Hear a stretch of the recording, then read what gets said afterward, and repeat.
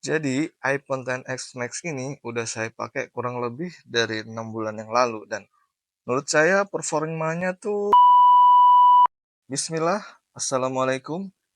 Jadi di tangan saya ini udah ada iPhone XS Max. iPhone yang rilis tahun 2018 dan pada saat itu merupakan lini tertinggi iPhone ya. Hampir semua reviewer pada saat itu bilang bahwa ini merupakan salah satu flagship terbaik pada masanya. Termasuk Bang David dari Gadgetin. Dia juga bilang kayak gini. Di HP ini Anda bakal dapetin pengalaman yang paling bagus lah, mulai dari layarnya, speakernya, mesinnya, kameranya. Pokoknya susah buat ngeluh soal HP ini. Tapi itu kan dulu ya, tahun 2018 waktu si iPhone ini launching. Kalau untuk sekarang, di tahun 2025 ini, setelah hampir 7 tahun ya, kira-kira ini HP masih layak beli nggak sih?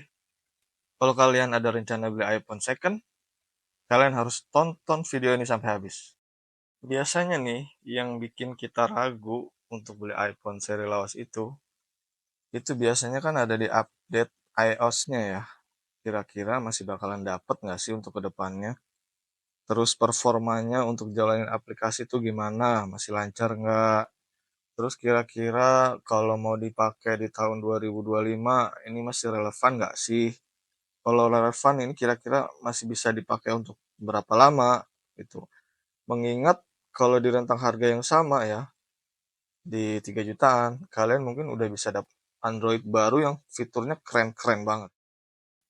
Oke, kita mulai dari spesifikasinya. Dari segi desain memang bukan ala-ala iPhone kekinian yang desainnya udah boxy dan udah ada kamera bobanya gitu ya. Di sini desainnya masih curvy dan kameranya masih cimit-cimit kayak gini nih. Tuh, kameranya tuh masih kecil banget gitu kan. Tapi menurut saya dari segi ergonomi, desain curvy kayak gini tuh justru lebih enak digenggam ya. Jadi kalau kalian yang suka genggam-genggam, ini lebih enak gak sih dibanding yang kotak gitu? Tapi meskipun udah jauh ketinggalan desainnya, feel mewah dan aura aura mahalnya tuh masih lumayan berasa banget. Layarnya ini udah AMOLED Full HD Super Retina 6,5 inch. Ya, di sini poninya masih yang lebar ya karena ini merupakan generasi-generasi awal iPhone launching dengan full layar. Saya bisa bilang layarnya ini masih bisa banget bersaing dengan HP-HP zaman sekarang ya. Walaupun refresh rate-nya belum tinggi, 90 Hz, 120 Hz, tapi yang saya rasain untuk nonton YouTube, Netflix itu masih asik banget kok. Dijamin kita tuh bakalan betah berlama-lama gitu karena layarnya tuh enak banget, adem banget di mata. Dari segi performanya buat scroll-scroll Instagram, TikTok, Twitter, multitasking, ini menurut saya masih cukup lancar. Jadi pemakaian casual sehari-hari masih aman lah ya.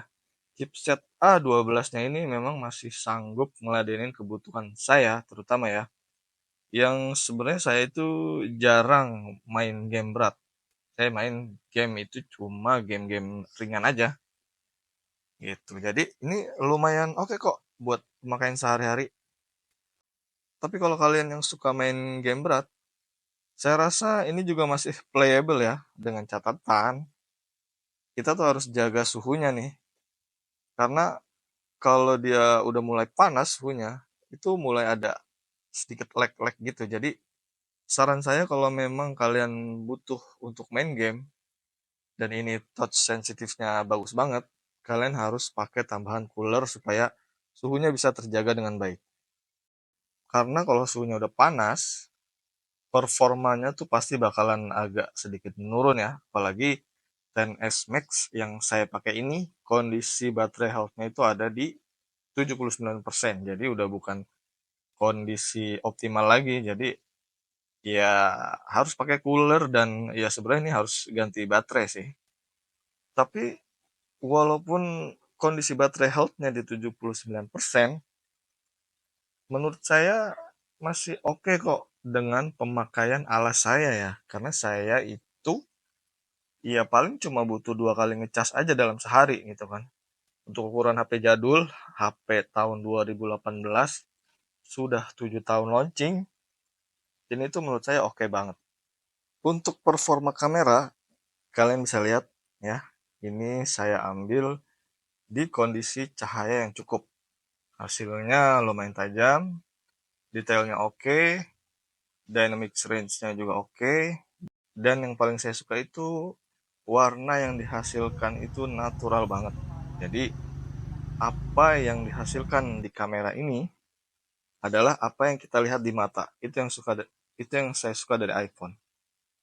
Dengan catatan kita harus motret dalam kondisi cukup cahaya ya. Kalau kondisinya udah mulai low light atau cahayanya udah mulai berkurang, ya memang sudah mulai nggak relevan lagi ya, karena udah mulai timbul noise di mana-mana gitu. Jadi kalau kalian suka motret di malam hari atau kalian butuh fitur night mode, ya mungkin ini belum cocok ya untuk kalian.